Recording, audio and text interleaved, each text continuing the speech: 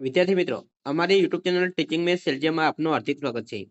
મિત્રો, આજે આપણે પાટણ જિલ્લા શાળા પરીક્ષા સમિતિ દ્વારા દ્વિતીય વાર્ષિક પરીક્ષા તેમાં ધોરણ 11 વિષય તત્વજ્ઞાન તેનું પેપર 24/1/2026 રોજ લેવાયેલ છે. તે પેપરનો આજે આપણે વિભાગ A, B અને C તેનું સોલ્યુશન કરીશું અને વિભાગ D માં કેવા પ્રશ્નો પૂછાયા છે એ પણ જોઈશું.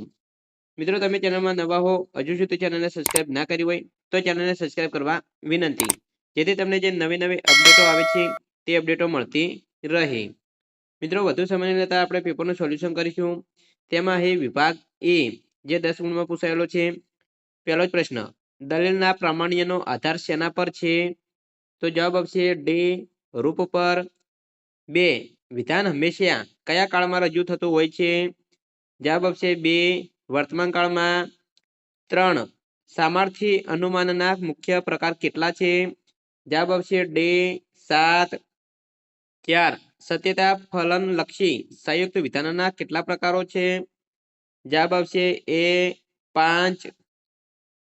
આગળ જોઈશું તો 5મા નંબરમાં, શરતી વિધાનમાં બે વિધાનો પૈકી તો પહેલા આવતા વિધાનને શું કહે છે? જવાબ આવશે સી, પૂર્વાંગ. 6, વધુ ઠંડી પડશે તો શાળામાં રજા રહેશે એમ નથી, આ વિધાન કેવા પ્રકારનું વિધાન છે? જવાબ આવશે સી, જટિલ વિધાન. 7, સત્યતા કોષ્ટકની કેટલી હરોળ રચાય છે? તો જવાબ આવશે બી, 4. 8, માનવની જીવન દ્રષ્ટિ એટલે શું? જવાબ આવશે ડી, તત્વજ્ઞાન. આગળ 9, તત્વજ્ઞાન કેવું જીવન જીવતા શીખવે છે? જવાબ આવશે એ, સત્યમય. 10, દુઃખ નિવારણ માટે બૌદ્ધ દર્શને કયો માર્ગ આપેલો છે? જવાબ આવશે બી, આર્ય અષ્ટાંગ માર્ગ. વિભાગ એ પૂરો થાય છે.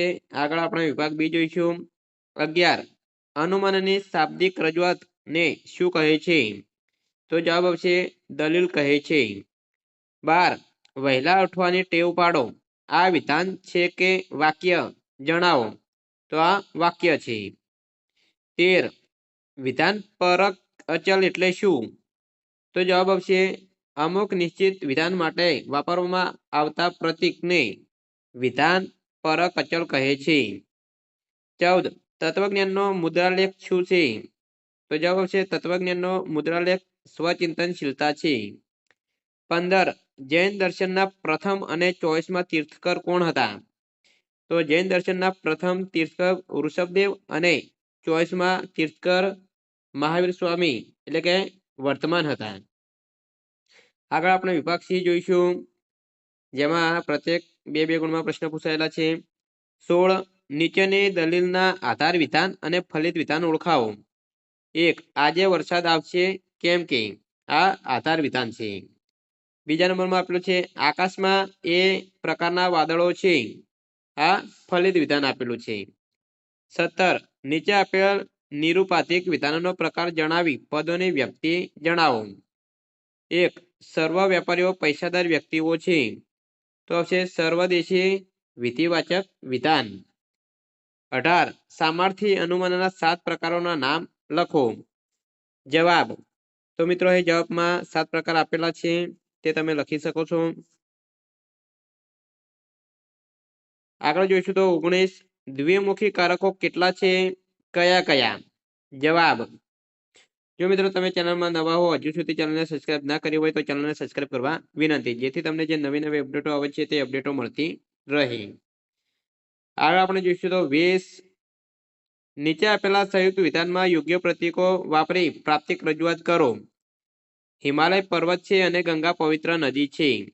જવાબ, જવાબ અહીં આપેલો છે. આ રીતે મિત્રો તમારે જવાબ લખવાનો રહેશે. 21, નીચે આપેલા પ્રત્યેક વિધાનની સામે પ્રકાર દર્શાવ્યો છે તેને અનુલક્ષીને કૌંસ ઉમેરો. તો મિત્રો અહીં સમુચય, શરતી, નિષેધ અને વિકલ્પન જે આપેલું છે એના કૌંસ અહીં બાજુમાં જવાબમાં લખેલા છે. આ રીતે તમારે કૌંસ ઉમેરવાના હોય છે. આગળ 22, તત્વજ્ઞાનની મૂળભૂત શાખાઓના નામ લખો. જવાબ, તો એ તત્વજ્ઞાનની મૂળભૂત શાખાઓના નામ આપેલા છે તે તમે જોઈ શકો છો. આગળ જોઈશું તો અહીં 23 અવૈદિક દર્શનો કેટલા છે? કયા કયા? જવાબ તો અવૈદિક દર્શનો ના કેટલા છે અને કયા કયા છે તે જવાબમાં આપેલા છે. વિદ્યાર્થી મિત્રો અહીં વિભાગ સી બે ગુણમાં પ્રશ્નો પૂછાય છે. વિભાગ સી પણ પૂરો થાય છે. આગળ આપણે વિભાગ ડી જોઈશું. તો વિભાગ ડી એ 3 ગુણમાં પ્રશ્નો પૂછાયેલા છે. 15 ગુણનો વિભાગ છે. તેમાં 24 વર્ગ સમાવેશન સંબંધની શક્યતાઓ જણાવો. 25 નીચે આપેલા વિધાનનો આશ્રયસ્થિત અંશ ઉપ અને પૂર્ણ વિરોધ કરો. કેટલાક યુવાનો નાસ્તિક વ્યક્તિઓ નથી. 26 વિધાન પરક અચલ અને વિધાન પરક પરિવર્તીનો તફાવત લખો. 27 સાદું વિધાન અને સંયુક્ત વિધાનનું લક્ષણ અને ઉદાહરણ આપો. 28 નીચે આપેલા જટિલ સંયુક્ત વિધાન માટેના સત્યતા કોષ્ટક રચો અને તેની સમજૂતી આપો. 29 એબીસી વિધાનને સત્ય અને XYZ વિધાનને અસત્ય માની નીચેના જટિલ સંયુક્ત વિધાનની સત્યતા મૂલ્યની આકૃતિ રચો. તો મિત્રો એ આકૃતિ તમારે દોરવાની છે. આ રીતના અહીં વિભાગ ડીમાં પ્રશ્નો પૂછાયેલા છે. આગળ 30 ભારતીય દ્રષ્ટિએ સત્ય જ્ઞાનના સોપાનની સમજૂતી આપો.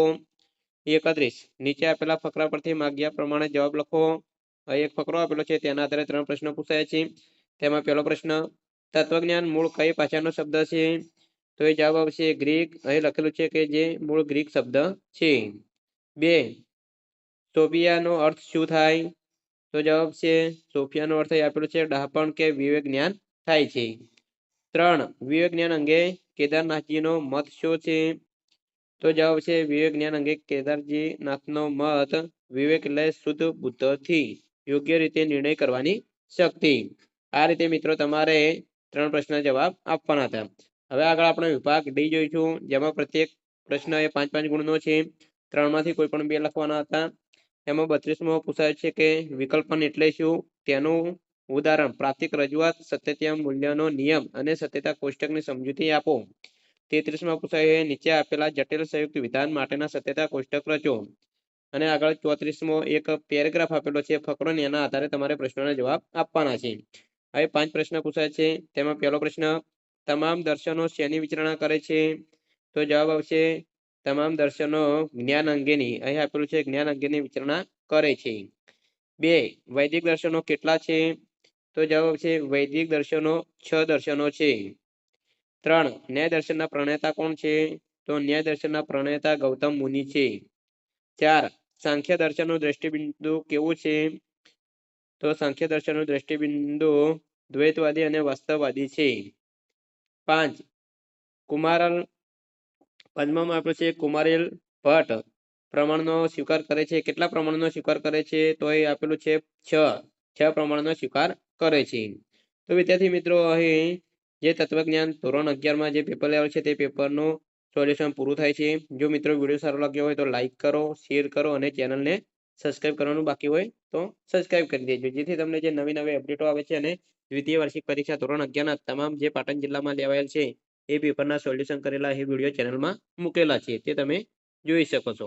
Thank you. જય હિન્દ, જય ભારત.